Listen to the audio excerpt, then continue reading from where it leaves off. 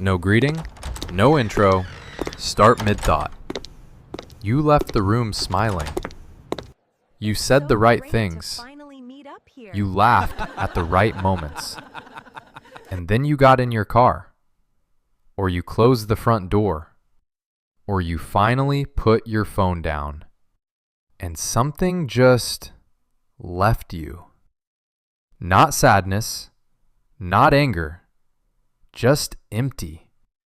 Like someone had been borrowing your energy all night and forgot to give it back. You know how to show up. That's never been the problem. You know when to speak, when to laugh, when to make someone else feel comfortable. You read the energy in a room before you even sit down. You notice when someone's tone changes, when the laughter gets a little too loud, when someone's smile doesn't reach their eyes. And without thinking about it, you adjust. You soften your voice. You pick the safer topic. You become whatever the room needs you to be. And it works. People like being around you. They call you easy to talk to. They call you warm. They call you the one who always knows what to say. What they don't see is what it costs you to be that person. Because by the time you're home, you're not tired from the night. You're tired from the performance. Here's what it actually feels like. You walk into the gathering and something turns on. Not excitement. Something more deliberate than that. A version of you steps forward. The version that's easy to be around. The version that doesn't need anything. The version that keeps things light. And that version does what it was built to do. You ask about their weekend.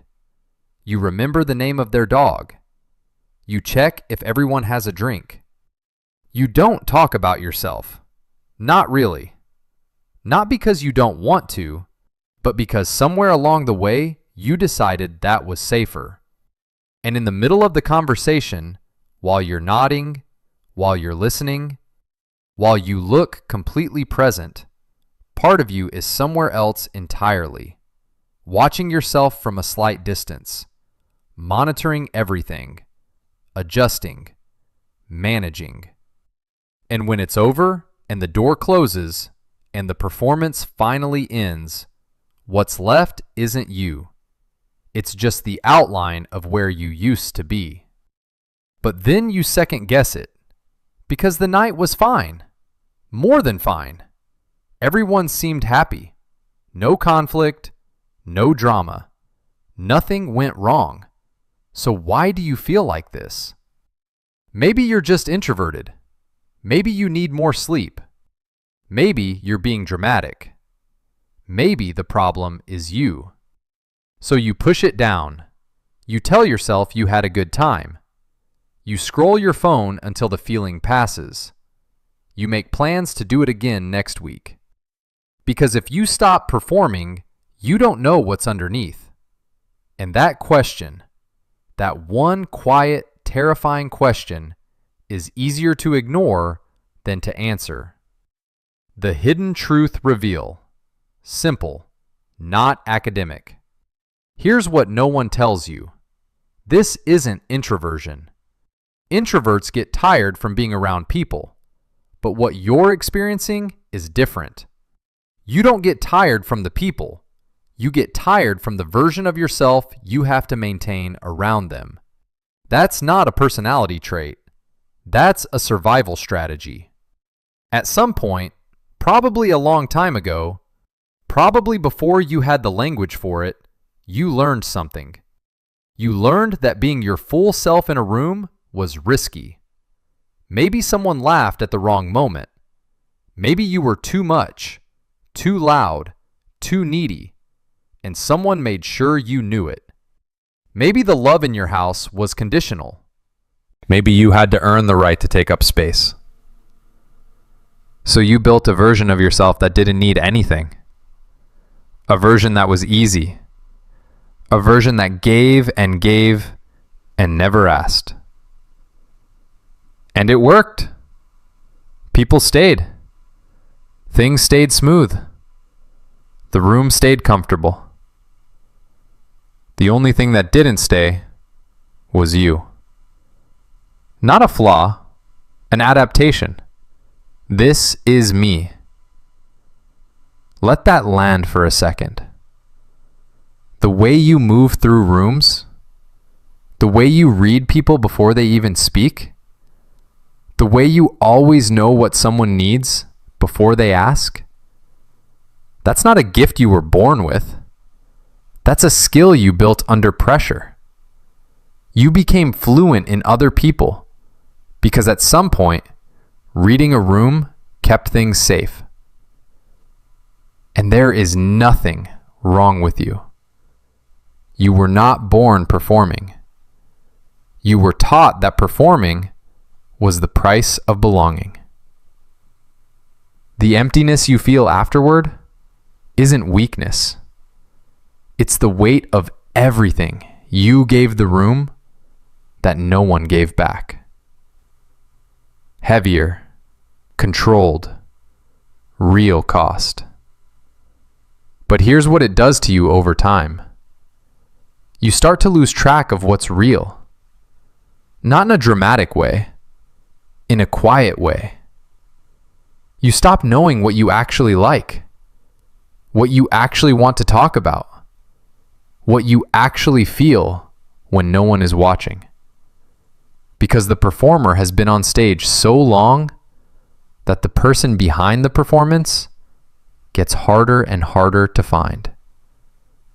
And loneliness starts to look strange because you're never alone. You're always surrounded. You're always connected. But you are profoundly, quietly, completely unseen. Because the people in the room don't know you. They know the version of you that you let them have. And sometimes, late at night, after another night of being what everyone needed, you wonder if anyone would stay if you stopped performing.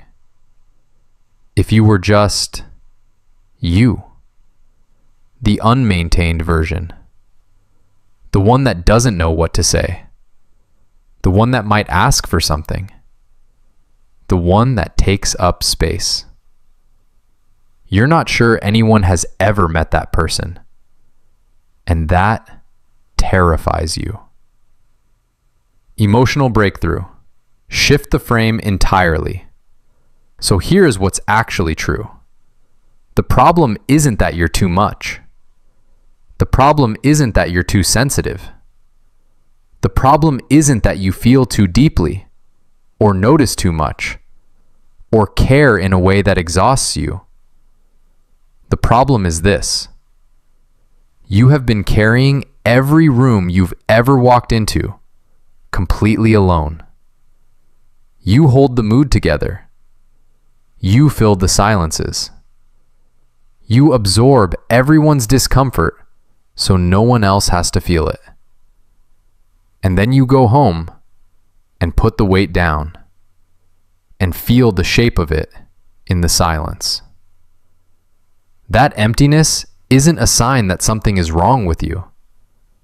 That emptiness is proof that you've been giving without ever being refilled. You are not a broken person. You are an exhausted one. And those two things are not the same. No solution, partial relief, understanding only. Open loop. You don't have to fix this tonight. You don't have to stop showing up. You don't have to stop caring. You don't have to become someone harder or colder or less. But maybe, just for a moment, you can let yourself know this.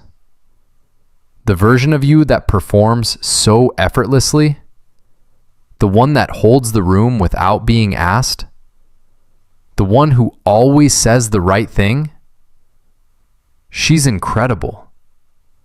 He's incredible. They have kept you safe for a very long time. But that version of you was never meant to be the only version. Somewhere underneath the performance is a person who is tired. And that person deserves a room too. Not a room where they have to earn their place.